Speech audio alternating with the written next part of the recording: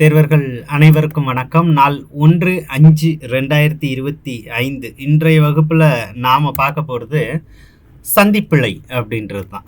அப்போ இந்த சந்திப்பிழை அப்படின்றது எதை பற்றி பேசுது அப்படின்னா, இரு சொற்களுக்கு இடையில் வல்லின எழுத்தான கா சா தா பா அப்படின்ற எழுத்து வரக்கூடிய சூழலையும் வராத சூழலையும் விவரிக்கக்கூடியது தான் இந்த பகுதி அப்படின்னு நம்ம பார்க்குறோம்.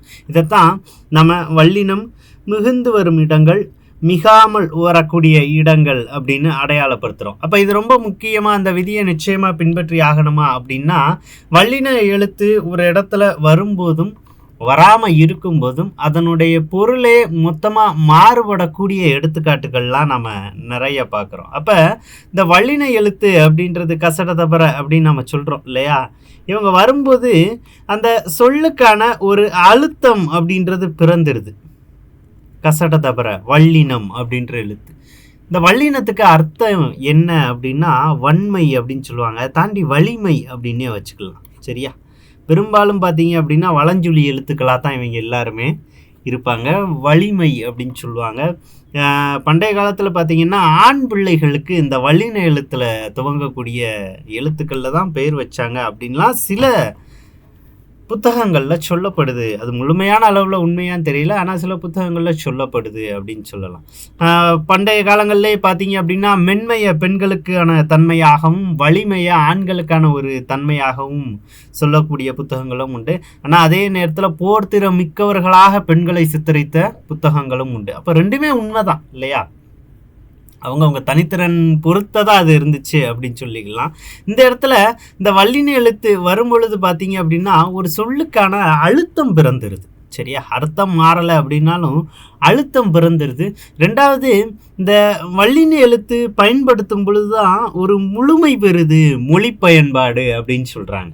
ஒரு வார்த்தையை நாம் உச்சரிக்கும் போதே இந்த வல்லின எழுத்தை சொல்லி சொன்னாதான். இங்கே பாருங்கள், சந்திப்பிழை அப்படின்னு பயன்படுத்தியிருக்கோமா, இது இல்லாமல் இந்த வார்த்தையை சொன்னோம்னா ஒரு முழுமை நமக்கு கிடைக்கல.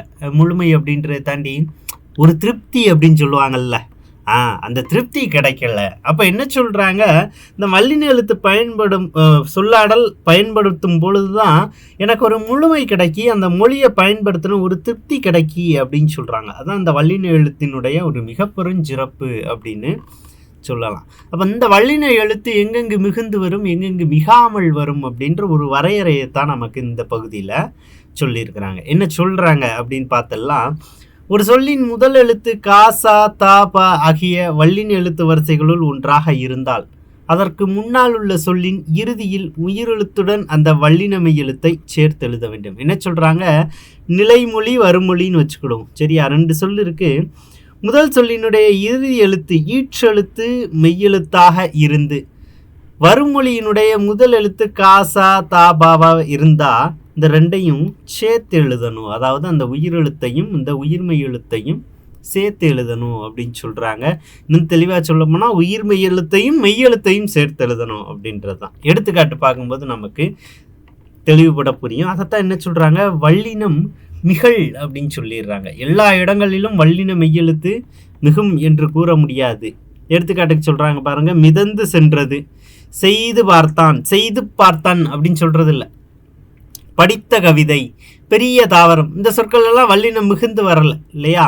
அப்போ இந்த வரக்கூடாத இடங்களை தான் என்ன சொல்லிடுறாங்க, வல்லினம் மிகாத இடங்கள் அப்படின்னு நமக்கு அடையாளப்படுத்துகிறாங்க. வல்லின மெய்களை சேர்த்து எழுதுவதன் நோக்கம் படிப்பதற்கு எளிமையாக இருக்க வேண்டும் என்பது மட்டுமன்று, செய்திகளின் கருத்து பிழையோ பொருள் குழப்பமோ ஏற்படாமல் இருப்பதற்கும் மிகுதலும் மிகாமையும் உதவுகின்றன. எடுத்துக்காட்டு நம்ம கொடுக்குறாங்க பாருங்க, மண்வெட்டி கொண்டு வா அப்படின்றதுக்கும் மண்வெட்டி கொண்டு வா அப்படின்றதுக்கும் வித்தியாசம் இருக்குது. மண்வெட்டி அப்படின்றது எதை குறிக்குது, ஒரு கருவியை குறிக்குது. மண்வெட்டி எடுத்துட்டு வா அப்படின்னு சொல்கிறோம். மண் வெட்டி கொண்டு வா அப்படின்றது அங்கே குமிஞ்சு கிடக்குது மண், அதை கொஞ்சம் வெட்டி கொண்டு வா அப்படின்ற மாதிரியான ஒரு அர்த்தம் தருது இல்லையா. அப்போ இதைத்தான் அந்த 3 பாயிண்ட்டாக நமக்கு சொல்லியிருக்கிறாங்க. இது என்ன சொல்லுது, ஒரு பொருள் தெளிவை ஏற்படுத்துது இந்த வல்லின எழுத்து பயன்பாடு அப்படின்னு சொல்கிறாங்க. இன்னும் சில எடுத்துக்காட்டு நமக்கு கொடுத்துருக்குறாங்க பாருங்க. கடைபிடித்தல் அப்படின்றது என்னது, கடையை பிடிக்கிறது. அதே மாதிரி கடைப்பிடித்தல் அப்படின்றது என்னது, பின்பற்றுதலுக்கான ஒரு சொல்லாடலாக நமக்கு சொல்லியிருக்கிறாங்க. வல்லினம் மிக வேண்டிய இடத்தில் மிகாமல் எழுதுவதும் மிக கூடாத இடத்தில் வல்லினமை இட்டு எழுதுவதும் தவறு அப்படின்னு சொல்கிறாங்க. அப்போ எந்தெந்த இடத்துல அந்த வல்லின எழுத்தானது வரணும், எந்தெந்த பகுதியில் வர தேவையில்லை அப்படின்னு நாம் தெரிஞ்சுக்கக்கூடிய ஒரு பகுதியாக தான் இது இருக்குது. ஏற்கனவே புணர்ச்சி விதிகளில் இந்த மாதிரியான வார்த்தைகள் எல்லாத்தையும் நாம் பார்த்துருந்தாலும் வல்லின மிகும் இடங்கள் அப்படின்ற அடிப்படையில் இந்த பகுதியில் நம்ம அதை மறுபடியும் பார்க்குறோம். என்ன சொல்கிறாங்க அப்படின்றத பார்த்துடலாம். நிலைமொழி சொற்களுக்கு பின் வருமொழி சொற்கள் வந்து புணரும் போது இக், இச், இத், இப்பு ஆகிய வல்லொற்றுக்களின் வர்க்க எழுத்துக்கள் வந்தால் அவ்வல்லொற்றுக்கள் சில இடங்களில் மிகுந்தும் சில இடங்களில் மிகாமலும் வரும். இவையே வழி மிகுமிடங்கள் அப்படின்னு சொல்கிறாங்க. வல்லொற்றுக்கள் அப்படின்னா என்னது? வல்லின எழுத்தினுடைய ஒற்றெழுத்து, அந்த கசட தபர அப்படின்னு சொல்கிறோம்ல, அவங்களுடைய ஒற்று. வர்க்க எழுத்துக்கள் அப்படின்னா அந்த வரிசையில் இருக்கக்கூடிய ஏனைய எழுத்துக்களை குறிக்கக்கூடியது இல்லையா? காக்கா கிக்கி சொல்கிறோம் இல்லையா, இந்த வர்க்க எழுத்துக்களை குறிக்கக்கூடியது. அப்போ அது சார்ந்து தான் நமக்கு எடுத்துக்காட்டும் கொடுத்துருக்குறாங்க. ஆ இ உ எனும் சுட்டெழுத்துக்களை அடுத்தும் ஏ எனும் வினாவை அடுத்தும் வரும் வல்லினங்கள் இக்கு, இச்சு, இத்து, இப்பு மிகும் அப்படின்றாங்க. ஆ இ உ அப்படின்றது என்னது? அது, இது, உது அப்படின்ற வார்த்தையும் பயன்படுத்தி இருக்கிறாங்க. உதுக்கான் அப்படின்ற வார்த்தையும் பயன்பாட்டில் இருந்துச்சு அப்படின்னு நம்ம படிக்கிறோம் இல்லையா? அப்போ இது எல்லாமே என்னது? சுட்டி காமிக்க பயன்படுத்துறதுனால சுட்டெழுத்துக்கள். ஏ அப்படின்றது என்னது? ஏன் அப்படின்னு சொல்கிறோம் இல்லையா? ஏ அப்படின்றது வினா எழுத்து. இதுக்கப்புறம் வருமொழியில் வல்லின எழுத்து இருந்தால் இக்கு, இச்சு, இத்து, இப்பு மிகுந்து வரும் அப்படின்னு சொல்லியிருக்கிறாங்க. பாருங்க, ஆ கூட்டல் பையன் அப்பையன், ஈ கூட்டல் செடி இச்செடி, ஏ கூட்டல் பாடம் எப்பாடம், ஊ கூட்டல் பக்கம் உப்பக்கம். வார்த்தைகள் நம்ம பயன்படுத்துகிறோம் இல்லையா? ஊழையும் முப்பக்கம் காண்பர் அப்படின்னு நம்ம குறளில் படிக்கிறோம். ஆ கூட்டல் வீடு அவ்வீடு அப்படின்றது சரியா? அப்போ அதுவுமே நம்ம எடுத்துக்காட்டாக எடுத்துக்கலாம். இந்த இடத்துல வல்லின எழுத்துக்கு மட்டும் நமக்கு கொடுத்துருக்கிறதுனால இக்கு, இச்சு, இத்து, இப்பு அதற்கான எடுத்துக்காட்டுகளாக நமக்கு இங்கே சித்தரிச்சிருக்கிறாங்க. சரி, சுட்டு எழுத்துக்களுக்கு ஓகே. இந்த அந்த, இந்த, எந்த அப்படின்றது என்னது? சுட்டு சொற்கள் இல்லையா? அந்த, இந்த, எந்த, அங்கு, இங்கு, எங்கு, அப்படி, இப்படி, எப்படி, அவ்வகை, இவ்வகை, எவ்வகை எனும் சுட்டு மற்றும் வினாச்சொற்கள். வினாச்சொற்கள் என்னது? எப்படி அப்படின்றது வினா, எவ்வகை அப்படின்றது வினா, எங்கு அப்படின்றது வினா. இந்த சொற்களை அடுத்தும் என்னாகும்? வல்லினம் மிகும். எடுத்துக்காட்டு பாருங்க, அவ்வகை பேச்சு, அந்த கோயில், அங்கு சென்றான், இப்படி சொன்னான், எப்படி சென்றாய், என்ன செய்தாய், எப்படி செய்தாய் இல்லையா? ஸோ அப்போ இதுக்கு எல்லாத்துக்கும் பின்னாடி நமக்கு வல்லின எழுத்தானது மிகுந்து வருது.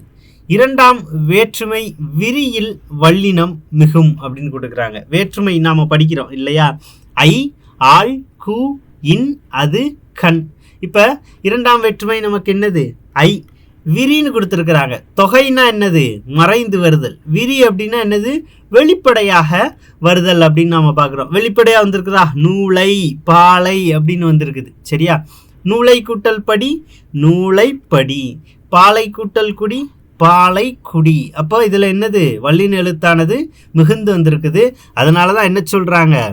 இரண்டாம் வேற்றுமை விரியில் வல்லின எழுத்தானது மிகுந்து வரும் அப்படின்னு நமக்கு தெளிவுபட அடையாளப்படுத்துகிறாங்க. அடுத்து பாருங்க, நான்காம் வேற்றுமை விரியில் வல்லினம் மிகும். அது என்ன நான்காம் வேற்றுமை? ஐ, ஆள், கு. கு தான் என்னது? நான்காம் வேற்றுமை இல்லையா? ஸோ அவனுக்கு, பணிக்கு வெளிப்படையாக வந்திருக்கு, அதுதான் விரி அப்படின்னு கொடுத்துருக்குறாங்க. அவனுக்கு கொடுத்தான், பணிக்கு சென்றான், நமக்கு மிகுந்து வந்திருக்குது. அதே மாதிரி பாருங்க, 2, 3, 4, 5 மற்றும் 7ஆம் வேற்றுமையின் உருபும் பயனும் உடன்தொக்க தொகையில் வல்லினம் மிகும். அது என்ன உருபு? உருபுன்னா என்னது? இந்த இடத்துல குடம்.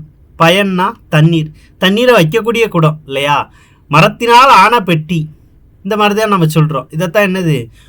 உருபும் பயனும் உடன்தக்க தொகை. பணப்பை அப்படின்னு சொல்லுவோம் இல்லையா? இந்த மாதிரியான சொற்கள் தான் இந்த வேற்றுமை அப்படின்றதுல எதை அடையாளப்படுத்தியிருக்கிறாங்க?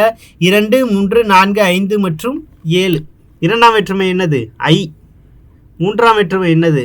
ஆள், கு. ஐ, ஆள், கு, இன், அது கிடையாது, கண். ஏன் அது 6ஆம் வேற்றுமை. ஐ ஆல் கு இன் அது கண் அப்படின்னு தான் நம்ம படிக்கிறோம் இல்லையா? அப்போ அந்த வேற்றுமைக்கான சொற்கள்ல உருவும் பயனும் உடன்தக்க தொகையில வல்லின எழுத்தானது மிகுந்து வரும் அப்படின்னு சொல்றாங்க. தண்ணீரினால் ஆன குடம் அப்படின்னு சொல்லலாம் இல்லையா? தண்ணீர் குடம். மரத்தினால் ஆன பெட்டி, மரப்பெட்டி. பூட்டுக்கு சாவி சொல்லலாம் இல்லையா? பூட்டுச்சாவி. விழியது விழி, விழி கூட்டல் புனல், விழியினது புனல் அப்படின்னு வரும், விழிப்புணல். நீர் கூட்டல் பாம்பு, நீர்பாம்பு. அப்போ இந்த சொல் எல்லாத்துலேயுமே நமக்கு என்னவா இருக்குது?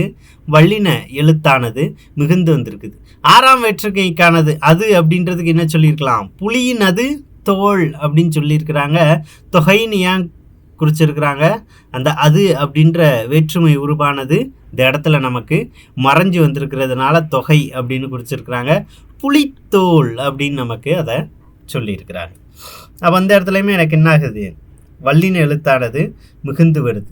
பண்பு கூட்டல் தொகை, பண்பு தொகை இல்லையா? ஸோ பண்பு பெயர் புணர்ச்சி அப்படின்னு நம்ம படிச்சிருக்கிறோம். அந்த பண்பு அப்படின்ற அடிப்படையில் வார்த்தை பண்பு தொகைனா என்னது? மறைந்து வருதல் அப்படின்னு சொல்லுவோம் இல்லையா? பச்சை கூட்டல் பட்டு, பச்சை பட்டு. பச்சை கூட்டல் கிளி, பச்சை கிளி. ரெண்டுலையுமே எனக்கு என்ன ஆகுது?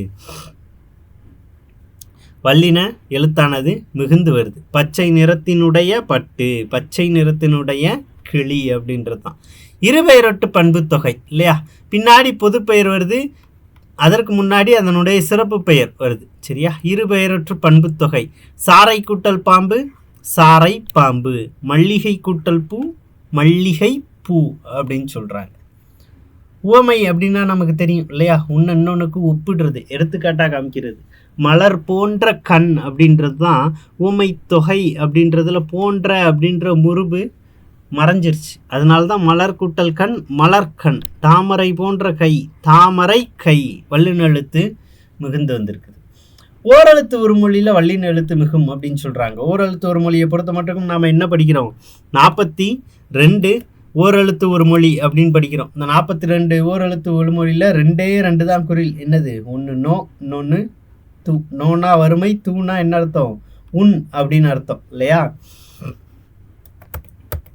அப்போ எஞ்சிய 40மே நெடில் எழுத்துக்கள் தான். ஸோ அந்த ஓரெழுத்து ஒரு மொழியில் வல்லின எழுத்து மிகுந்து வருது. தீ கூட்டல் சுடர், தீச்சுடர்.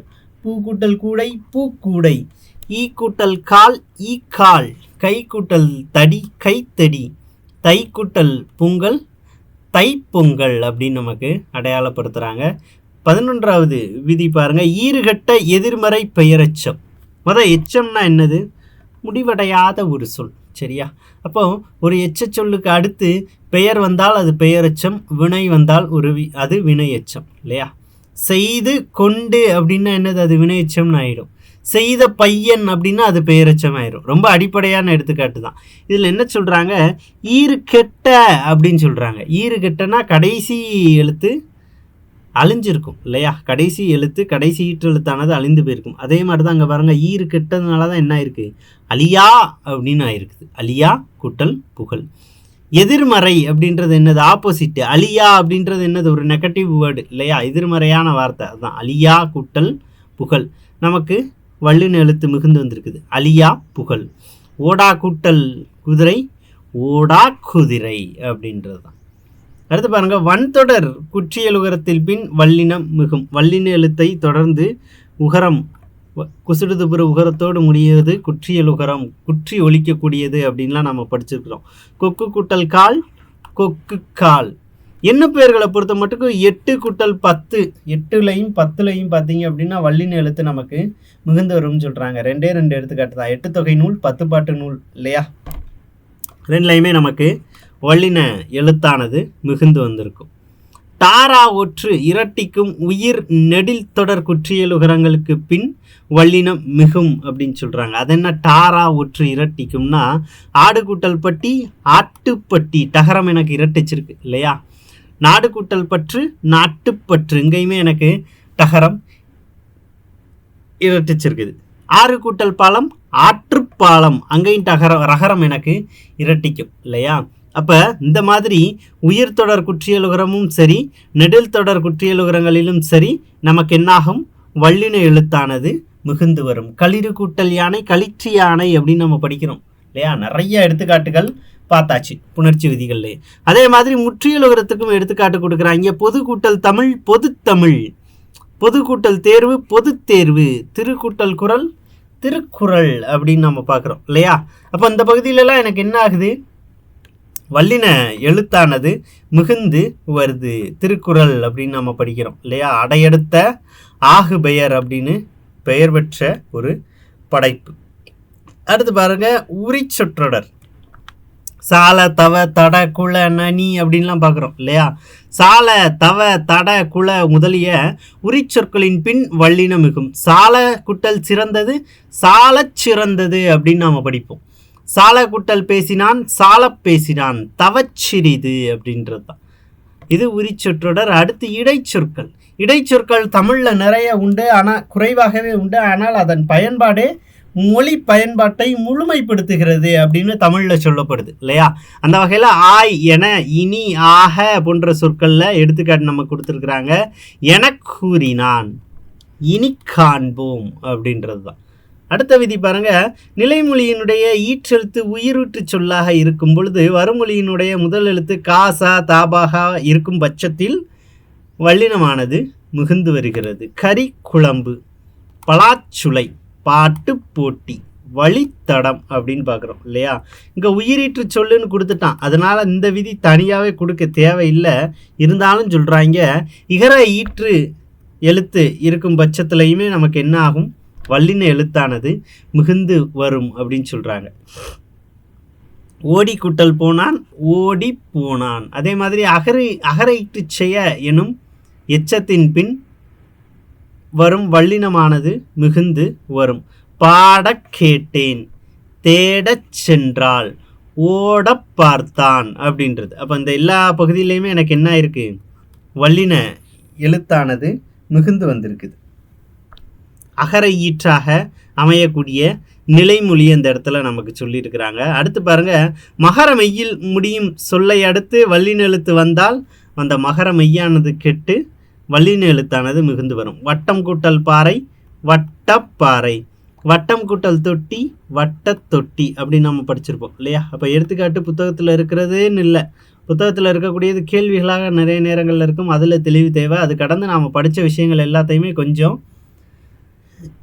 ரீகால் பண்ணிக்கணும். மரம் கூட்டல் சட்டம் மரச்சட்டம்.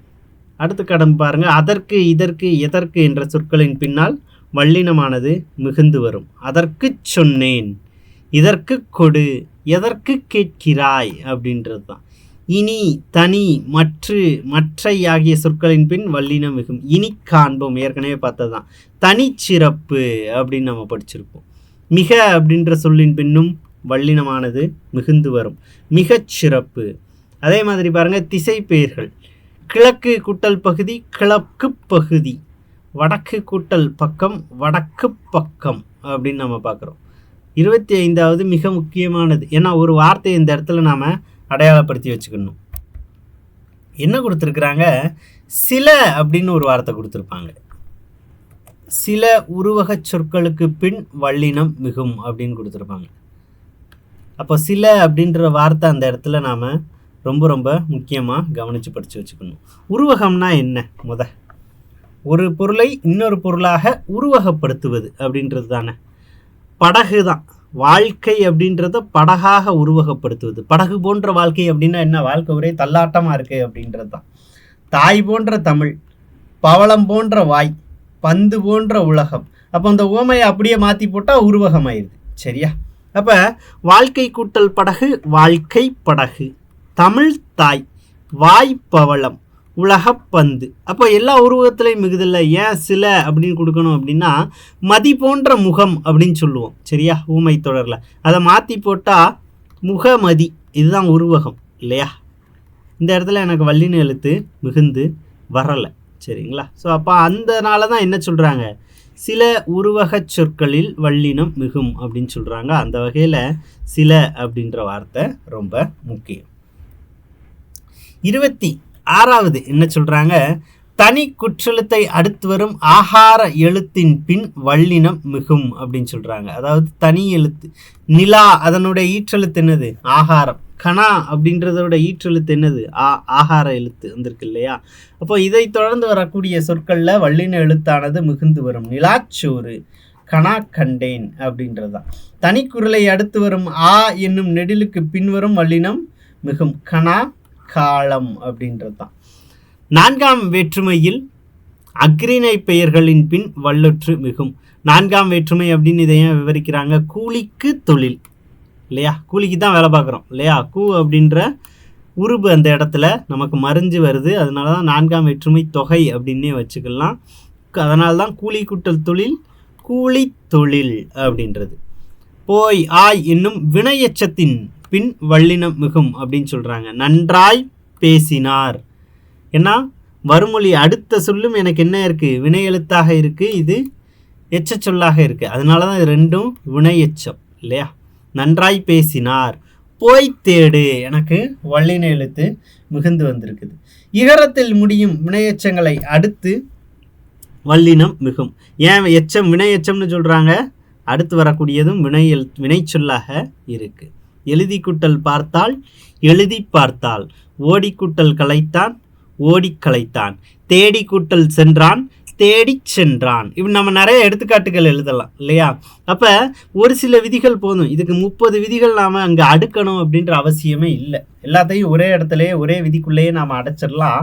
இருந்தாலும் ஒரு உருவகமாக இருக்கட்டும், உவமைக்கு இப்படி வரும், ஒவ்வொரு வேற்றுமைக்கும் இப்படி வரும் அப்படின்னு நமக்கு வகைப்படுத்தி கூறியிருக்கிறாங்க. சரிங்களா? புத்தக அளவில் இந்த அளவுக்கு நமக்கு தெளிவுபட கொடுத்துருக்கிறப்ப எல்லாத்தையும் ஒரு தடவை ரீட் பண்ணிடணும். புத்தகத்தில் கொடுத்துருக்கிற எடுத்துக்காட்டுகளில் நம்ம தெளிவாய்க்கணும் இல்லையா? அதுக்கப்புறம் மற்ற விஷயங்களை நாம் தேடி படிக்கலாம். இப்போ பிரிண்டடாக இங்கே நம்ம புத்தகத்தில் என்ன கொடுத்துருக்குறோமோ அந்த பகுதியில் ஒரு தெளிவுத்தன்மை தேவை. தொடர்ந்து பின்னாடி பயிற்சி பகுதிகளும் நமக்கு நிறைய இருக்குது இல்லையா? அதையும் படித்து கொஞ்சம் தெளிவுபட்டுக்கணும். அப்போ இந்த வகையில் நாம் இன்னைக்கு பார்த்துருக்கக்கூடியது சந்திப்பிள்ளையில் வல்லினம் மிகும் இடங்கள் மட்டும் பார்த்துருக்குறோம் இல்லையா? தொடர்ந்து அடுத்த வகுப்பில் வல்லினம் மிகா இடங்களும் மெய்மயக்கம் உள்ளிட்ட ரொம்ப ஒரு சின்ன தலைப்பு தான் அதுவும். அதையும் நாம் அடுத்த காணொலியில் பார்க்கலாம். நன்றி. சுரேஷ் IAS அகாடமி, வெற்றியின் முகவரி.